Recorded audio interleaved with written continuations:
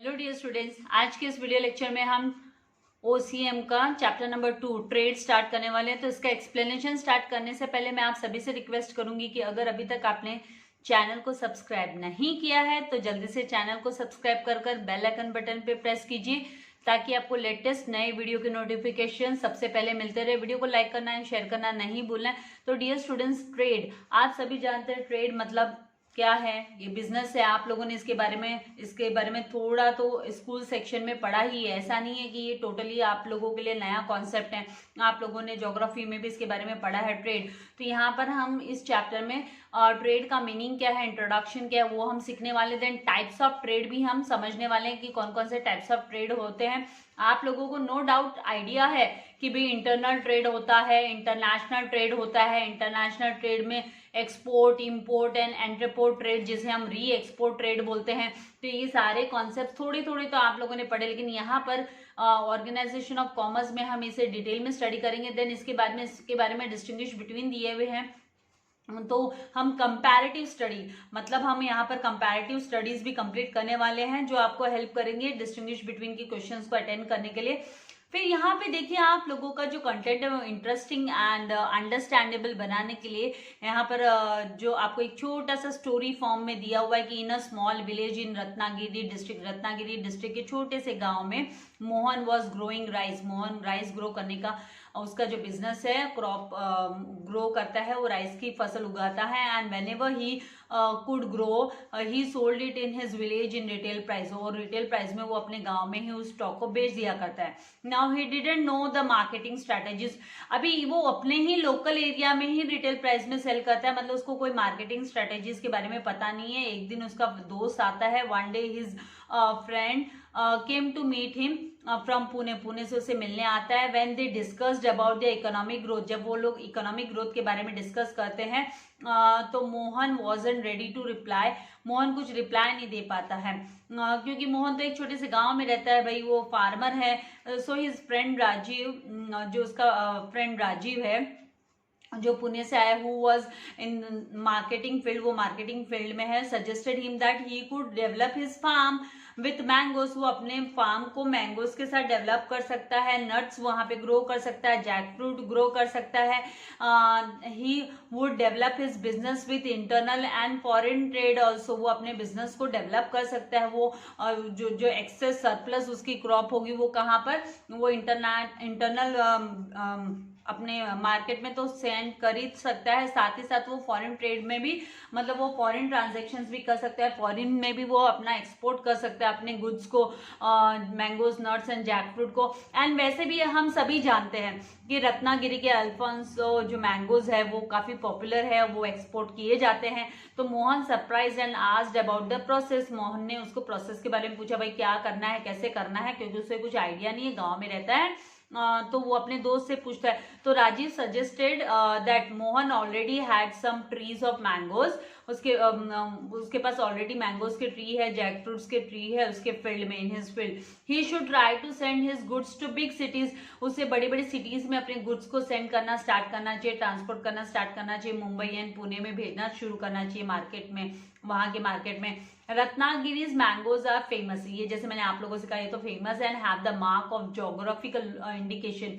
तो ये रत्नागिरी के मैंगो जो है वो एक्सपोर्ट होते हैं काफी। तो ये ज्योग्राफिकली इंडिकेशन भी हो गया कि भाई रत्नागिरी के हापुस है, रत्नागिरी के मैंगोज है। So his goods could easily sell in these cities. तो पुणे में एंड मुंबई में रत्नागिरी के अल्फांसो मैंगोज हो गए, जैक फ्रूट्स हो गए, देन जो नट्स है उसकी डिमांड ऑलरेडी है। So this kind of internal trade would give him big profit. इससे ये ज्यादा मुनाफा कमा सकता है, ज्यादा प्रॉफिट अर्न कर सकता है। सो विद द प्रॉफिट के साथ वो क्या करेगा, he would develop his farm.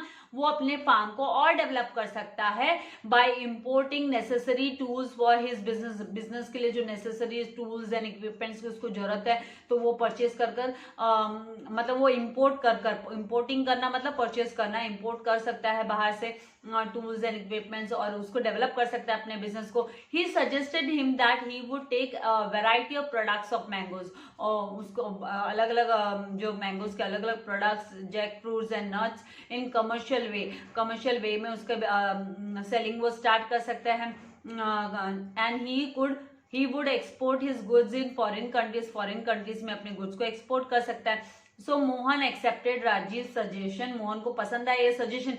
आप और मैं अगर हमें भी कोई आइडिया मिल जाए कि भाई प्रॉफिट कैसे अर्न किया जा सकता है, कैसे बिजनेस स्टार्ट किया जाता सकता है, तो obviously being a human being हमारे जो डिजायर्स है, हमारे जो वांट्स है वो तो अनलिमिटेड है, राइट। तो हमें कुछ ना कुछ सोर्स ढूंढते रहना पड़ता है इनकम का। तो यहाँ पर जब मोहन को इतनी अच्छी सजेशन मिली है तो वो क्यों नहीं एक्सेप्ट करेगा, तो ऑब्वियसली एक्सेप्ट करना तो जाहिर सी बात है। तो Mohan accepted Rajiv suggestion and started his business, और उसने अपना बिजनेस एक्सपैंड करना स्टार्ट कर दिया। And a farmer became a good businessman, और ये जो मोहन फार्मर था पहले खाली राइस ग्रो करता था, वो अभी अच्छा बिजनेसमैन बन गया बाय ट्रेडिंग हिज गुड्स। उसने अपने गुड्स की ट्रेडिंग स्टार्ट कर दी, इंटरनेशनल मार्केट में भेजना शुरू कर दिया। इंटरनल मार्केट में मुंबई पुणे जहां पर उसकी डिमांड अच्छी खासी है और अच्छा खासा मुनाफा कमा सकता है, वहां पे उसने सेल करना स्टार्ट कर दिया। तो मोहन एग्जाम्पल सजेस्ट, मोहन का एग्जाम्पल हमें भी सजेस्ट करता है कि Indian farmers can do a good business with the help of trade. जो इंडियन फार्मर्स है वो अच्छा खासा बिजनेस कर सकते हैं, अपना बिजनेस ग्रो कर सकते हैं ट्रेड के थ्रू। तो internal trade as well as international trade के थ्रू वो ग्रो कर सकते हैं। तो नाउ यहाँ पर हमें ट्रेड का मीनिंग दिया है, इंट्रोडक्शन दिया है, तो हमें वो स्टडी करना है कि ट्रेड का मतलब क्या होता है। तो हम सभी जानते हैं किसी भी कंट्री की इकोनॉमी के लिए जो ट्रेड है वो बहुत ही इंपॉर्टेंट रोल प्ले करता है, वेरी इंपॉर्टेंट। क्योंकि अगर हम फॉरेन ट्रेड करते हैं, मतलब हम एक्सपोर्ट करते हैं, तो हमें फॉरेन करेंसीज रिसीव होगी, द ओवरऑल डेवलपमेंट जो है इकोनॉमी का वो अच्छा हो जाएगा। So the overall development of economy is an outcome of proper functioning of trade. तो प्रॉपर अगर ओवरऑल डेवलपमेंट हो रहा है तो इसका मतलब वो किसका रिजल्ट है, this is the result of properly जो ट्रेड है वो अच्छे से काम कर रहा है, फंक्शन कर रहा है, उसी की वजह से हमारी कंट्री की इकोनॉमी का जो डेवलपमेंट है वो अच्छा खासा हो रहा है। नाउ ट्रेड मतलब buying and selling of goods and services for money is worth. Money के लिए हम गुड्स एंड सर्विसेज को सेल करते हैं, is fundamental feature of trade. ये फीचर का ये ट्रेड का बेसिक एंड फंडामेंटल फीचर है, buying and selling of goods and services, and other is the transfer of ownership of goods and services from one person to another person। and दूसरा जो है कि हम किसी goods and services की जो ownership को ट्रांसफर करते हैं, that is also one of the fundamental feature of trade। The original form of the trade was barter। पहले हम सभी ने पढ़ा है, इवन आप लोगों ने इकोनॉमिक्स में चैप्टर नंबर 2 में मनी वाले चैप्टर में स्टडी किया है कि मनी का इवोल्यूशन कैसे हुआ। बार्टर सिस्टम में बहुत सारे ड्रॉबैक्स थे, उसके वजह से मनी का इवोल्यूशन हुआ, राइट। तो यहाँ पर जो ओरिजिनली ये ट्रेड जो है वो कहाँ पर फॉर्म हुआ, कहाँ से स्टार्ट हुआ, तो बार्टर सिस्टम से स्टार्ट हुआ, जहाँ पर the direct exchange of goods and services used to take place. मतलब बार्टर सिस्टम मतलब the goods and services are exchange for other goods and services. So after invention and acceptance of common currency, हाँ जब money का evolution हुआ और common currency acceptance में आई, हमारे Indian का रूपी, यूएसए का डॉलर्स एंड यान वगैरह, तो money that is money trade became greatly simplified. तो जो पैसे के लेन देन के थ्रू जो बिजनेस होता है वो काफी इजी हो गया, आसान हो गया, सिंपल हो गया। नाउ यहाँ पर मीनिंग दिया हुआ है ट्रेड का। Trade means the process of exchange of goods and services. In simple language trade मतलब हम बोलेंगे कि ये प्रोसेस है exchange of goods and services का, कि भाई एक हाथ लिया गुड्स एंड सर्विस, एक हाथ गुड्स एंड सर्विसेज दिया और दूसरे हाथ पैसा लिया, तो ये trade means the process of exchange of goods and services. And trade refers to, trade का मतलब it refers to buying and selling of goods and services with an objective of earning profit. अब इसके पीछे एक मोटो भी है, जिसे आप लोग स्टडी करते हो तो आप लोगों का मोटो क्या है, आप क्या मानकर चलते हो कि भाई मेरे को इस तरीके से पढ़ाई करनी कि मेरा टारगेट है 70% लाना है, 80% लाना है, 90% लाना है। तो अकॉर्डिंग टू योर टारगेट, वो टारगेट को अचीव करने के लिए आप उतना एफर्ट्स डालते हो। तो वैसे ही ट्रेड जो है जब किया जाता है, ट्रेड मतलब buying and selling of goods and services होता है, टेक्स प्लेस दैट टाइम, वहां पर मेन जो ऑब्जेक्टिव होता है प्रॉफिट अर्न करना होता है। Every businessman have this profit कि भी मैक्सिमम प्रॉफिट वो अर्न कर सके। So trade establishes a link between producers and consumer. साथ ही जो ट्रेड है वो लिंक सेट करता है, it's setups the link between the producer and consumer के बीच में। प्रोड्यूसर अगर गुड्स बनाते रहेगा कंज्यूमर तक पहुंचाएगा नहीं तो उसका बेनिफिट क्या फायदा, कोई फायदा नहीं है। And it is carried out by the buyers and इसको बायर्स एंड सेलर्स के थ्रू ही ट्रेड पॉसिबल है। दोनों का प्रेजेंस जरूरी है, दोनों में से एक भी मिसिंग है तो फिर ट्रेड नहीं हो सकता, trade will not take place. तो दोनों का प्रेजेंस जरूरी है, बायर्स एंड सेलर्स दोनों का होना जरूरी है, प्रोड्यूसर्स कंज्यूमर्स का होना जरूरी है। Now there are various types of trade, थोड़ा बहुत आप लोगों को पता है, थोड़ा बहुत और डिटेल में हम यहाँ पर जानेंगे कि टाइप्स ऑफ ट्रेड। तो on the basis of different criteria, अलग अलग क्राइटेरियाज के बेसिस पे trade can be divided into different types which are as follows. तो trade basically trade is divided into two parts, that is internal trade and external trade. Internal trade is further divided into wholesale trade and retail trade. Then retail trade is further divided into itinerant retailers and fixed shop retailers. itinerant जो होते हैं they are further divided into like hawkers हो गए, peddlers हो गए, then street traders हो गए, cheap Jacques हो गए, मार्केट ट्रेडर्स हो गए। In detail we are going to study about all this in this chapter.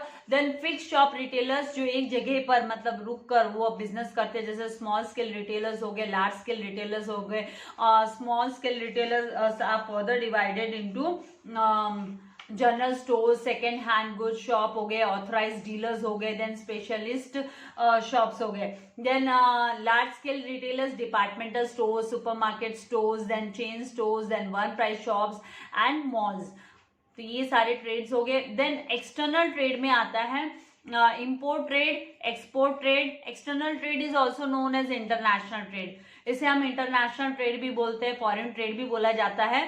तो एक्सटर्नल ट्रेड के वेरियस नेम्स है, external trade, foreign trade, international trade, which is further divided into three part, that is import trade. Import मतलब हम दूसरी country, one country purchases from another country, and export trade में, export trade मतलब one country sales goods to the other country, and entrepot trade मतलब one country imports from one country and after reprocessing and repackaging they are selling to the other country, तो उसे री export भी बोला जाता है। आपने परचेस करने के बाद में, इंपोर्ट करने के बाद में फिर से हमने सेल कर दिया, तो दैट इज री एक्सपोर्ट। नाउ सबसे पहले यहाँ पर हम इंटरनल ट्रेड के बारे में अंडरस्टैंड करेंगे, इंटरनल ट्रेड के बारे में जानेंगे। तो इंटरनल ट्रेड मतलब when goods and services are purchased और sold within the country, internal country के बाउंड्रीज के अंदर, हमारी कंट्री की बाउंड्रीज के अंदर ही जब भी बेचे जाते हैं, खरीदे जाते हैं, ठीक है। तो यहाँ पर वो इंटरनल ट्रेड हो गया। तो within it is referred as internal trade. For example purchasing goods from the door salesman, दरवाजे पे आए हुए सेल्स, अपने डोर सेल्समैन से, लोकल शॉप से खरीदा, एग्जीबिशन के थ्रू खरीदा, रीजनल मार्केट से खरीदा जो हमारे रीजन पर्टिकुलर लोकल एरियाज में है, डिपार्टमेंटल स्टोर और मॉल से परचेस किया, are examples of internal trade. ये सारे के सारे एग्जाम्पल्स हैं इंटरनल ट्रेड के। When the buyers and sellers are both are from the same country, buyer and seller, अभी इन सिंपल आपको जनरल भाषा में समझने के लिए, जब बायर एंड सेलर दोनों भी एक ही कंट्री को बिलोंग करते, एक ही कंट्री के होते हैं, सेम कंट्री में जब ट्रांजैक्शन होता है तो it is known as internal trade. And trade between two states, दो स्टेट्स के बीच में ट्रेड हुआ, अगर पर्टिकुलर कंट्री की या सिटीज के बीच में सेम कंट्री के ट्रेड हुआ तो that is also known as internal trade, उसको भी हम इंटरनल ट्रेड बोलेंगे। Then as there is a gap between production and consumption, obviously production and consumption के बीच में गैप होता है, मतलब फैक्ट्री में सामान बनने के बाद कंज्यूमर मार्केट तक पहुंचना जरूरी है। तो उसके लिए जो वहां तक पहुंचाने के लिए कभी हमेशा प्रोड्यूसर जो है डायरेक्टली नहीं पहुंच पाता है, so there is a need to have proper channel of distribution. तो प्रॉपर चैनल ऑफ डिस्ट्रीब्यूशन जरूरी है। जैसे अभी मैं आप लोगों को चैनलाइज कर रही हूँ, एजुकेशन आप लोगों तक पहुंचा रही हूँ, स्टेट बोर्ड ने बुक्स आपको प्रोवाइड कर दिए, अब उसका एक्सप्लेनेशन की आपको जरूरत है। आपने कॉलेज के लेक्चर्स अटेंड किए, फिर भी still there are some doubts, आप अपने टीचर से पूछे नहीं हो डाउट्स, आपको थोड़ा हेजिटेशन है, फियर है, तो you have searched on the YouTube कि भाई कोई है क्या वीडियो जहां पर मुझे एक्सप्लेनेशन इसी हो जाए। तो मतलब चैनल ऑफ डिस्ट्रीब्यूशन उसी तरीके से बिजनेस में भी जरूरी है। अगर प्रोड्यूस करने के बाद में वो मार्केट तक पहुंचना चाहिए, so the channel of distribution is very important in the internal trade. Internal trade में चैनल ऑफ डिस्ट्रीब्यूशन बहुत इंपॉर्टेंट होता है। यूजुअली जो प्रोड्यूसर होता है वो लंबा are situated at one place, एक जगह पे रहते हैं, जबकि कंज्यूमर्स दूसरी जगह रहते हैं। Whereas the consumers are scattered, वो फैले हैं ओवर अ वाइड एरिया तक फैले हुए हैं, कंज्यूमर्स फैले हुए हैं। फैक्ट्री तो एक जगह पे फैक्ट्री का सेटअप होगा, लेकिन गुड्स को कंज्यूम करने वाले बहुत सारे हैं जो स्प्रेडेड है all over the country. So there is a big gap, इसलिए बड़ा गैप हो जाता है between the producer and consumer. हर एक इंडिविजुअल कंज्यूमर तक प्रोड्यूसर का पहुंच पाना नामुमकिन होता है, पॉसिबल नहीं हो पाता है। इसीलिए इस गैप को फिल करने के लिए, शॉर्टन करने के लिए, छोटा करने के लिए इस गैप को channel of distribution is must, ये बहुत जरूरी हो जाता है। Now channel of distribution helps to make products, ये प्रोडक्ट्स बनाने में हेल्प करता है, to make products available at the right time, जो प्रोडक्ट्स बने हुए हैं, to make the products available at the right time, at the right place and in the right quantity through different intermediaries, अलग अलग intermediaries के through जो channel of distribution है वो हेल्प करता है to make the products available, products को available करने में सही समय पर और सही जगह पर एंड सही क्वांटिटी में। एंड ये काम कौन करता है, तो अलग अलग इंटरमीडियरीज करते हैं। It is done by different intermediaries, बिचौलिए जो बीच में काम करते हैं, तो उनके थ्रू ये पॉसिबल हो पाता है। तो चैनल ऑफ डिस्ट्रीब्यूशन यहाँ पर हम अंडरस्टैंड करेंगे प्रोड्यूसर एंड मैन्युफैक्चरर, वो approach that approaches to the wholesaler, wholesaler approaches to the retailer and then retailer approaches to the consumer. और आप ऐसे बोल सकते हो भाई consumer will approach to the retailer and retailer को अगर स्टॉक चाहिए तो retailer will approach to the wholesaler and wholesaler को जब स्टॉक चाहिए तो wholesaler will approach to the manufacturer और producer. Now there are the types of internal trade, internal trade के टाइप्स है जो हमने देखा कि wholesale trade and retail trade. आज के इस लेक्चर में हम कॉन्सेप्ट कवर अप करेंगे, होलसेल ट्रेड तक का कवर अप कर लेंगे एंड नेक्स्ट लेक्चर में हम लोग रिटेल ट्रेड के बारे में भी स्टडी करेंगे कि भी रिटेल ट्रेड के अंडर में कौन कौन से ट्रेड आते हैं। तो दैट इज लिटिल क्वाइट, जो टॉपिक है रिटेल ट्रेड वाला वो थोड़ा सा लेंथी है, इसीलिए वो नेक्स्ट लेक्चर में हम कवर अप करेंगे एंड उसके बाद में हमको इंटरनेशनल मार्केट कवर अप कर लेना है। तो जितना जल्दी हो सकेगा आप लोगों के लिए जो है एक्सप्लेनेशन की वीडियोस मैं अपलोड कर देने वाली हूँ। तो आप लोगों का काम क्या है कि आप लोग मेरा जैसे चैनल ऑफ डिस्ट्रीब्यूशन के रूप में आप मेरे लिए काम करें, मतलब आप क्या कीजिए, आप अपने फ्रेंड्स के साथ भी शेयर कीजिए ताकि उन्हें भी इसका बेनिफिट मिल सके, राइट टाइम पर उन्हें भी रिसीव हो सके एक्सप्लेनेशन। तो आप ज्यादा से ज्यादा वीडियो को शेयर कीजिए ताकि सबको हेल्प हो जाए। Now types of internal trade, तो there are two types of internal trade, wholesale trade and retail trade. Wholesale trade में क्या है, wholesale trade when the goods are purchased in large quantity. So यहाँ पर जो keyword आपको याद रखना है कि जो होलसेलर होता है वो लार्ज क्वांटिटीज परचेज करता है फ्रॉम मैन्युफैक्चरर, मैन्युफैक्चरर से लार्ज अमाउंट में क्वांटिटीज परचेज कर लेता है फ्रॉम द मैन्युफैक्चरर और producer for the purpose of resale to retailers. और ये इसका क्या करेगा, तो ये जो होलसेलर परचेज करने के बाद में रिटेलर्स को बेच देगा, रिटेलर्स को रीसेल कर देगा, परचेज करेगा होलसेलर। तभी तो बोलते हैं कि wholesaler is a link between manufacturer and retailer. तो ये लार्ज क्वांटिटी परचेज करेगा एंड बाद में रीसेल कर देगा रिटेलर्स को। So it is known as the wholesale trade. तो इसे होलसेल ट्रेड बोला जाता है when the goods are purchase in large quantities from the manufacturer और producer for the purpose of resale to retailers, it is known as wholesale trade. Now the person who is engaged in wholesale trade, जो wholesale trade में person engage होता है उसे हम wholesaler बोलते हैं। That person is known as wholesaler. wholesale में वो माल बेच रहा है, wholesaler है। And the wholesaler buy goods from manufacturer. तो it is understood with the meaning, ये जो meaning दिया था इसी से हमको समझ में आ गया कि वो purchase किससे करेगा, वो मैन्युफैक्चरर से परचेज करेगा and sell it to the retailers और रिटेलर्स को सेल कर देगा। So the wholesaler is buyer as well as seller. तो हम होलसेलर को बायर भी बोलेंगे और सेलर भी बोल सकते हैं। बायर किसका बायर हो गया, वो किसका कस्टमर हो गया, तो wholesaler is the customer of producer, manufacturer का कस्टमर हो गया।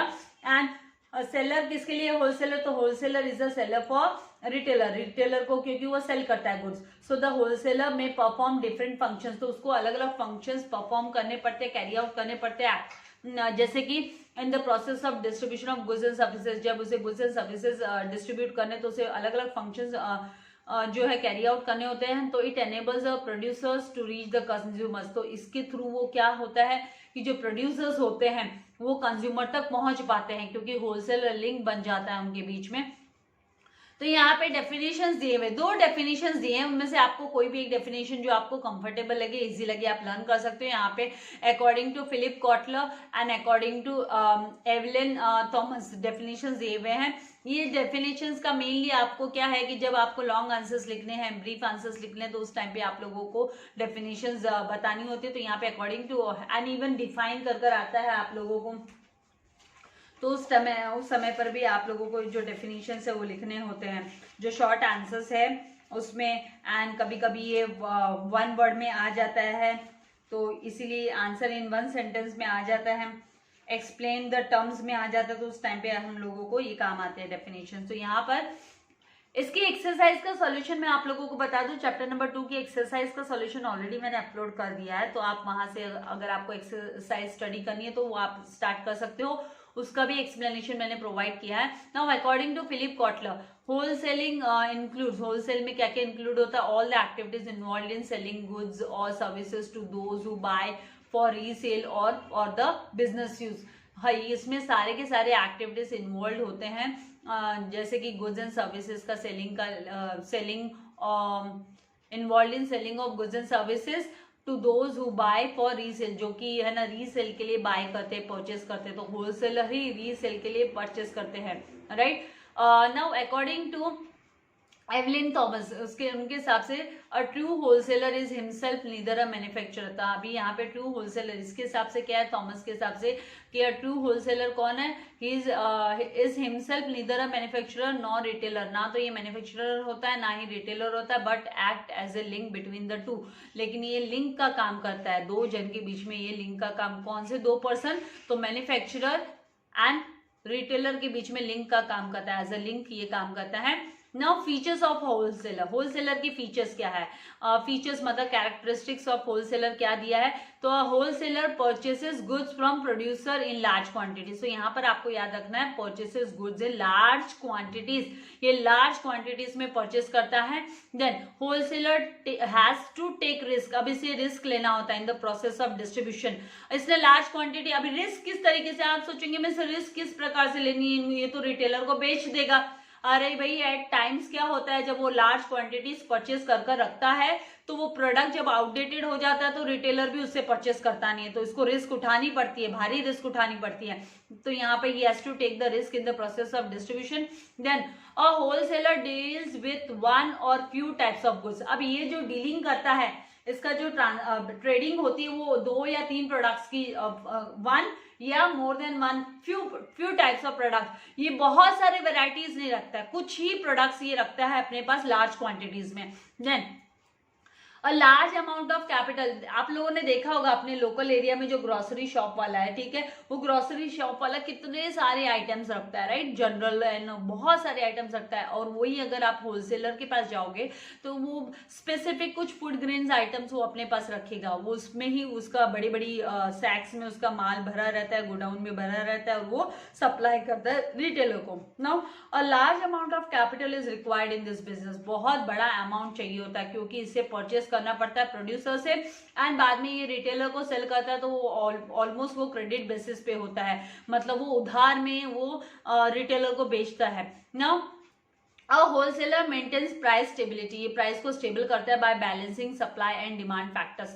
तो मार्केट के 2 फोर्सेस है, मतलब मार्केट 2 फोर्सेस पे चलता है, सप्लाई एंड डिमांड। अगर प्रोडक्ट सप्लाई हो रहा है लेकिन मार्केट में उस प्रोडक्ट की डिमांड नहीं है तो क्या फायदा है, तो मार्केट जो है वो बैलेंस होता है on the basis of supply and demand. इसके बारे में आप डिटेल में 12th स्टैंडर्ड में भी 2 forces of demand and supply काफी डिटेल में स्टडी करने वाले हो, विद द डायग्राम के साथ आप स्टडी करने वाले हो इकोनॉमिक्स में, तो आपको वो पढ़ना ही आगे। तो यहाँ पर जो होलसेलर होता है वो प्राइस स्टेबिलिटी मेंटेन करता है, and the manufacturer get direct information about the market. अभी साथ ही जो होलसेलर है वो मैन्युफैक्चरर को, प्रोड्यूसर को डायरेक्ट इन्फॉर्मेशन भी प्रोवाइड करता है कि भाई मार्केट में कौन सा प्रोडक्ट चल रहा है, कौन से प्रोडक्ट की ज्यादा डिमांड है, ताकि मैन्युफैक्चरर वो प्रोडक्ट ज्यादा प्रोड्यूस करेगा। Then a wholesaler sells the goods to retailers as per their requirements. बाद में जैसे जैसे रिटेलर्स को रिक्वायरमेंट होती है वो ऑर्डर प्लेस करता है होलसेलर के पास और होलसेलर उस तक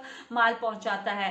तो एज एंड व्हेन रिक्वायर्ड उसके हिसाब से वो अपने गोडाउन्स में होलसेलर भर के रखता है। अभी अ wholesaler performs a marketing function, इसको मार्केटिंग फंक्शन कैरी आउट करना पड़ता है, लाइक एक्टिविटीज कैरी आउट करनी पड़ती है, लाइक उसे असेंबल करके रखना पड़ता है, गुड स्टोर कर असेंबलिंग कर कलेक्ट कर असेंबल कर रखना पड़ता है, वेयर हाउस में रखता है वो, तो वेयर हाउसिंग वाला फंक्शन उसको कैरी आउट करना पड़ता है, गोडाउन्स में जमा करके रखना। फिर उसको जब रिटेलर्स से डिमांड आती है तो ट्रांसपोर्ट वाला फंक्शन कैरी आउट करना पड़ता है। देन ग्रेडिंग, अपने गुड्स को वो ग्रेड देता है, कौन सा हाई क्वालिटी, लो क्वालिटी, कैसे टाइप का है, पैकिंग करनी पड़ती है, एडवर्टीजमेंट्स देने पड़ते हैं, एंड फाइनेंसिंग का। तो ये सारे फंक्शंस उसको कैरी आउट करने पड़ते हैं, मार्केटिंग के फंक्शंस है। These are the functions of marketing. Marketing में assembling, warehousing, transporting, grading, packaging, advertising and functioning. तो मार्केटिंग के फंक्शंस भी आगे जाकर हम डिटेल में हम स्टडी करने वाले हैं। नाउ यहाँ पर service of wholesalers, services of wholesalers. तो होलसेलर्स किसको सर्विसेज देंगे? तो ऑब्वियसली होलसेलर जो होता है वो लिंक होता है in between the retailer and producer, तो इन दोनों को वो क्या सर्विसेज देता है। तो उसी के बारे में यहाँ पर हम डिटेल में स्टडी करेंगे कि भाई कौन सी सर्विसेज किस किस को प्रोवाइड कर रहा है होलसेलर।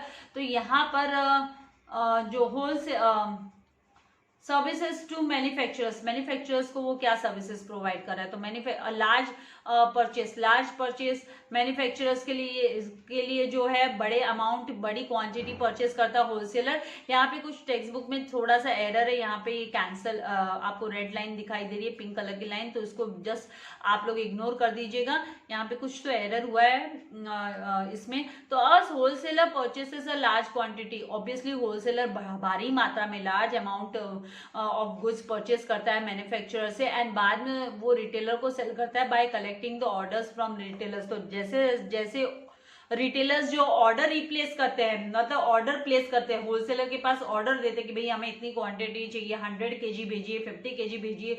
तो जैसे जैसे ऑर्डर रिसीव होता है, ऑर्डर के मुताबिक वो है ना रिटेलर को सेल करता है अपने प्रोडक्ट्स। देन सेकेंड, स्टोर करके रखना पड़ता है भाई। मैन्युफैक्चरर से खरीदने के बाद में उसको स्टोरिंग की फैसिलिटी रखनी पड़ती है। तो और wholesaler has his own storage facility, उसका खुद का वेयर हाउस होता है, गोडाउन होता है, which he uses to fill the time gap between. तो जो टाइम गैप है प्रोडक्शन एंड कंजम्पशन के बीच में, मतलब प्रोड्यूस होने के बाद इमीडिएटली वो प्रोडक्ट यूज में आ जाएगा जरूरी नहीं है, कंज्यूमर तुरंत खरीदेंगे जरूरी नहीं है। तो एक समय पर एक जब उसके टाइम आएगी उस समय पर वो खरीदते, तो टाइम गैप को फिल करता है ये जो स्टोरेज की फैसिलिटी है, ये मेंटेन करता है होलसेलर। तो this service is provided to the producer को ये सर्विस प्रोवाइड करता है भाई wholesaler. Then third one is transportation. तो a wholesaler uses his own transportation, अपना खुद का ट्रांसपोर्टेशन वो यूज करता है डिलीवर करने के लिए goods from one place to from the place of production के प्लेस से वो अपना जो गुड्स है वो डिलीवर करके लेता है ट्रांसपोर्टेशन के थ्रू, तो उसके पास ट्रांसपोर्टेशन की फैसिलिटी होती है। देन फाइनेंशियल असिस्टेंस, तो यहाँ पर फाइनेंशियल असिस्टेंस मतलब पैसे वाली फंडिंग की असिस्टेंस हेल्प प्रोवाइड करता है होलसेलर। तो होलसेलर इज रेडी टू पे द अमाउंट इन एडवांस में भी वो मैन्युफैक्चरर को अमाउंट पे करने के लिए तैयार रहता है, which can help the manufacturer to produce the goods, ताकि जो मैन्युफैक्चरर है वो गुड्स प्रोड्यूस कर सके क्विक टाइम में, शॉर्ट पीरियड में, क्विक समय में, बिना ज्यादा डिले किए वो प्रोडक्ट्स को प्रोड्यूस कर सके, इसीलिए वो एडवांस पेमेंट देने के लिए भी तैयार रहता है। तो मतलब अल्टीमेटली जो प्रोड्यूसर है, मैन्युफैक्चरर, उसको तो फाइनेंशियल असिस्टेंस रिसीव होगी, हेल्प मिल गई, पैसा तुरंत मिल गया। Then provide market information, market की इन्फॉर्मेशन भी प्रोवाइड करता है कि भाई कौन सा गुड्स चल रहा है, क्या डिमांड है, टेस्ट क्या है कंज्यूमर का, कंज्यूमर कैसे प्रोडक्ट्स चाहता है। So manufacturer can get the updated information receive हो जाती है होलसेलर से, लाइक मार्केट की कंडीशन क्या है, डिमांड, टेस्ट एक्सेट्रा, ऑलरेडी मैं आपको बोल चुकी। देन 6 यहाँ पे रिस्क बेयरिंग। अभी इसको किस तरीके की रिस्क है भाई, ये तो बिजनेसमैन है जी, बिजनेसमैन को भी रिस्क होती है, जैसे आप लोगों को पढ़ाई कर कर आप अपना कितना मार्क्स मिलेगा, एक रिस्क आपको उठानी पड़ती है एग्जाम देकर, तो वैसे बिजनेसमैन को भी रिस्क होती है कि wholesaler takes a risk in his business, वो अपनी बिजनेस में रिस्क लेता है बाय फाइनेंसिंग, वो फाइनेंस कर रहा है ना, वो एडवांस में पेमेंट कर रहा है मैन्युफैक्चरर को, and storing large quantity goods, और भारी मात्रा में वो गुड्स को स्टोर करके रखता है, एंड कभी कभी ये स्टोर करके रखने के झमेले की वजह से उसको क्या होता है, लॉस भी बेयर करना पड़ता है, क्योंकि अगर वो गुड्स आउटडेटेड हो गए तो वहां पर उसकी तो डिमांड, उसने तो एडवांस में पैसा दे दिया लेकिन उसकी अगर कोई डिमांड नहीं आई तो उसको ही लॉस बेयर करना पड़ता है, sometimes he may bear the loss as well.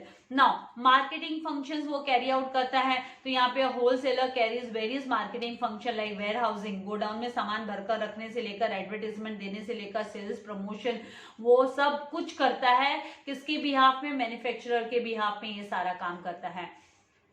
I hope यहां तक आपको कॉन्सेप्ट क्लियर हो गया। अभी हम कवर अप करेंगे सर्विसेज टू रिटेलर्स। रिटेलर्स को किस प्रकार की सर्विसेज प्रोवाइड करता है होलसेलर, तो पहला स्टॉक ऑफ गुड्स, वो कलेक्ट करके रखता है ना भाई, लार्ज स्टॉक जमा करके रखता है कि तो जब भी डिमांड आएगी तो वो सप्लाई कर सकता है रिटेलर को। So a wholesaler keeps large stock of goods, भारी मात्रा में गुड्स स्टॉक भरकर रखता है।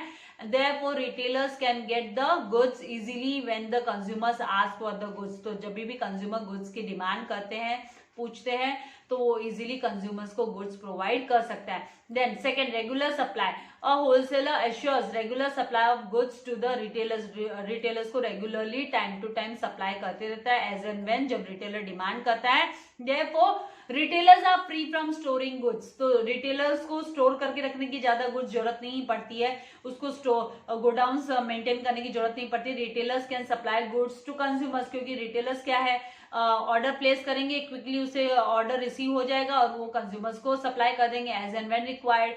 Then third one, risk bearing, the wholesaler bears the risk of price and market fluctuations, ये सारा होलसेलर, क्योंकि होलसेलर ने तो एडवांस में खरीद कर अपने गोडाउन्स में जमा रखा है, अगर प्रोडक्ट्स के भाव गिर गए, कमोडिटी के भाव गिर गए, तो उसका जो लॉस है वो होलसेलर को बेयर करना पड़ता है। मैंने यहाँ पर ना तो मैन्युफैक्चरर ना ही रिटेलर, दोनों भी बेयर नहीं करते large stock of goods, therefore the retailers are free from these risk, retailers को ये रिस्क नहीं बेयर करनी पड़ती है। मार्केट में जो प्राइसेस के डिमांड एंड सप्लाई का फ्लक्चुएशन है, प्राइसेस का फ्लक्चुएशन आता है तब। देन फाइनेंशियल सपोर्ट, तो होलसेलर प्रोवाइड फाइनेंशियल सपोर्ट, ये फाइनेंशियल असिस्टेंस प्रोवाइड करता है, सपोर्ट प्रोवाइड करता है।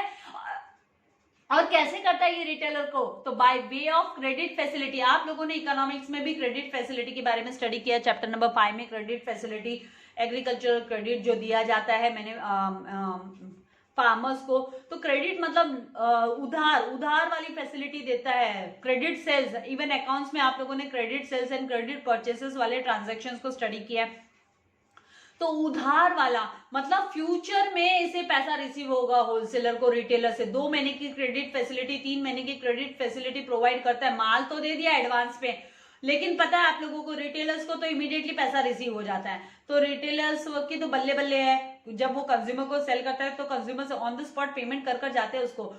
तो यहाँ पर जो है वो एक तरीके से फाइनेंशियल असिस्टेंस प्रोवाइड कर रहा है रिटेलर्स को, डिस्काउंट देता है। अगर मान लीजिए बिफोर टाइम अगर पेमेंट, मान लीजिए उनके बीच में बात हुई कि भाई 2 महीने की क्रेडिट फैसिलिटी ली है और 1 महीने में अगर रिटेलर पेमेंट दे देता है तो वो डिस्काउंट देता है होलसेलर, तो इस तरीके से वो फाइनेंशियल असिस्टेंस प्रोवाइड करता है, सपोर्ट प्रोवाइड करता है रिटेलर्स को। और such support increases the effect of working capital. Working capital मतलब क्या, डेली यूज के लिए जो पैसे का लेन देन है उसमें आसानी हो जाती है, रिटेलर के हाथ में रोकड़ा रहता है तो वो उसका जो वर्किंग कैपिटल है वो इंक्रीज हो जाता है। फिक्स कैपिटल होता है एक, और एक होता है वर्किंग कैपिटल। ये सारे कॉन्सेप्ट्स काफी डिटेल में अभी आप लोगों ने एसपी में भी इस कॉन्सेप्ट्स को स्टडी करने वाले हो आप लोग, 12th स्टैंडर्ड में आने वाला है। वर्किंग कैपिटल जो डेली यूजेस के लिए जो रेवेन्यू की जरूरत पड़ती है और जो डेली एक्सपेंडिचर्स होता है, तो यहाँ पे वर्किंग कैपिटल ये रेवेन्यू हो गई इसके पास, क्योंकि इसको क्रेडिट फैसिलिटी रिसीव हुई रिटेलर के पास, उसको फायदा है भाई। फ्यूचर में पेमेंट करेगा। देन मार्केट इन्फॉर्मेशन, तो wholesalers provide variety of information about the market condition of different products, like the information regarding क्या, नए प्रोडक्ट के बारे में कि भाई नया प्रोडक्ट आया, अच्छा है, क्वालिटी अच्छा है, लोगों को पसंद आएगा, वेरिएंट्स ऑफ प्रोडक्ट्स, अलग अलग प्रोडक्ट्स, नए स्कीम्स जो है, एग्जिस्टिंग प्रोडक्ट्स पे कोई नई स्कीम है, तो ये सारी इन्फॉर्मेशन रिटेलर को रिसीव हो जाती है होलसेलर से। समटाइम्स होलसेलर इवन गाइड करता है रिटेलर को अबाउट व्हेन टू बाय, कब आप परचेस करो एंड कैसे परचेस करो, कहाँ से परचेस करो, तो वो सारी इन्फॉर्मेशन भी रिसीव होती है। तो फ्री में ये भी काम हो गया।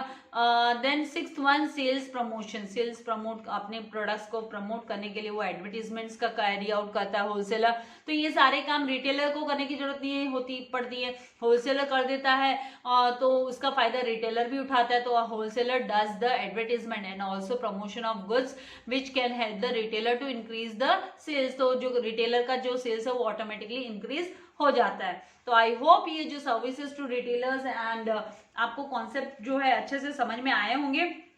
देखिए डिफिकल्ट नहीं है, लेकिन आप लोगों को रीडिंग एंड कॉन्सेप्ट समझ में आना चाहिए। जो मेन हेडिंग्स दिए हुए हैं वो हेडिंग आप लोगों को याद रहना चाहिए।